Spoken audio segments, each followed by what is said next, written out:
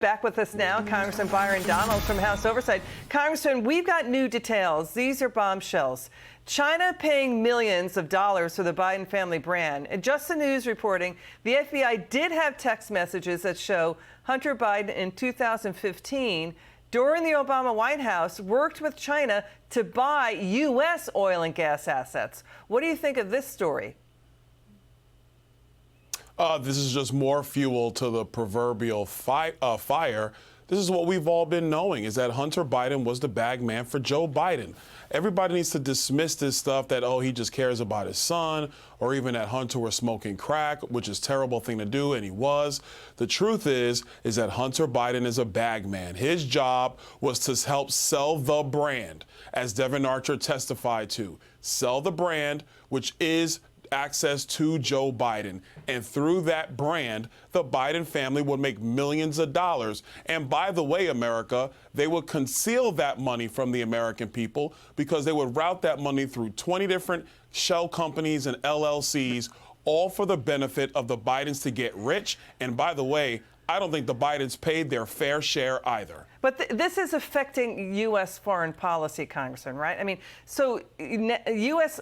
energy independence, U.S. energy is foreign policy. It's national security policy. I mean, House Oversight Chair James Comer had sent a letter to Treasury Secretary Janet Yellen about Hunter, demanding why Hunter tried to help sell to China U.S. nat gas from 5 U.S. states back in 2017. And then China sent Hunter a nearly 40-page detailed plan with maps of U.S. states and their nat gas reserves. And then China pays the Biden family $5 million in anticipation of these deals. Yeah, no, you're absolutely correct. This is a shot to our national security and our energy security as well. And there's more than that. Hunter Biden helped facilitate the sale of a cobalt mine in Africa to a Chinese front company for the CCP. He was a part of that as well. The New York Times reported on that. I believe it was back in 2017 or 2018. They reported on that sale. And so you got to understand, this is what's been occurring.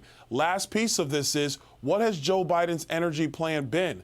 Solar panels, electric batteries. Well, who does that favor? That only favors the Chinese because they dominate the globe when it comes to these minerals that are purchased and that are dug up for the entire creation of solar panels and electric batteries. Yeah, so we are being set up as a country while the Bidens get rich. That would make the United States dependent on China, right? Energy dependent on China.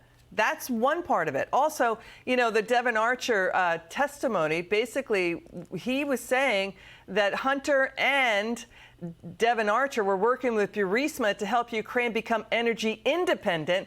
It's all the ironies is that as Joe Biden's energy policies are making the U.S. less energy independent. We want to turn to this. A whistleblower who worked the CEFC transaction. This is China's CEFC, told House Oversight Republicans that Joe Biden would be a, quote, obfuscated partner, a hidden partner in the deals with China. That Hunter Biden would hold 10% of the joint venture on behalf of Joe Biden. Also, Joe Biden met with CEF Chinese officials at the Four Seasons in D.C., despite all of his denials that he didn't know anything about what Hunter was doing. Listen, it's all bombshell information. Hunter Biden has been lying. Joe Biden has definitely been lying, and the whole purpose is to cover it up. It's a tragedy, but the CEFC documentation is true. We can see the money flow going from them to one of Hunter Biden's holding companies and so on and so forth. Everybody remembers the moniker, hold the 10% back for the big guy. What'd you think they were talking about? It wasn't Skittles. It was CEFC ownership and all these other transactions that have been going on. So what I believe is pretty clear at this point is that Joe Biden knows that Hunter Biden was an unregistered foreign agent. He encouraged him to be an unregistered foreign agent. In my view, that makes him a co-conspirator to that fact, and those are grounds for impeachment, in my view. And Congressman, what really comes forward here in this story is how Hunter Biden was working. And we understand his issues. We understand the problems. We have sympathy and compassion for it.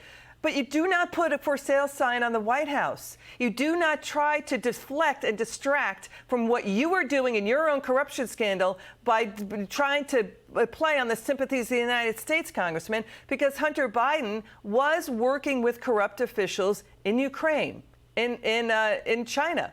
They were individuals charged with corruption in other nations as well. So isn't that, in and of itself, a national security risk to the United States? It absolutely is, but I will add one thing to this. They didn't put one White House up for sale. They put up 2 White Houses up for sale, because the beginning of this saga was when Barack Obama was president and Joe Biden was vice president. That's when they set up all the shell companies. That's when they set up all the accounts. When Joe Biden would be on Air Force 2 going to the countries that Barack Obama gave him oversight over, where was Hunter Biden? He was right next to his daddy selling influence. Well, so where this was happened Obama? under the Obama administration, and now it's happening under the Biden administration, and our adversaries are being paid off while the Bidens get rich. The former President Obama's silence, what do you make of it? Where is he coming in on this? Oh, his silence is deafening. He doesn't tweet that much unless it's something dealing with politics. But there's several things with the former administration. Not only do you have that, they've been very silent on the fact that they allowed Donald Trump's campaign to be spied on with phony information, and they were briefed that it was phony information. There are a lot of questions that need to be answered from the head of that administration. Congressman Donalds, thanks for joining us tonight. Have a good weekend.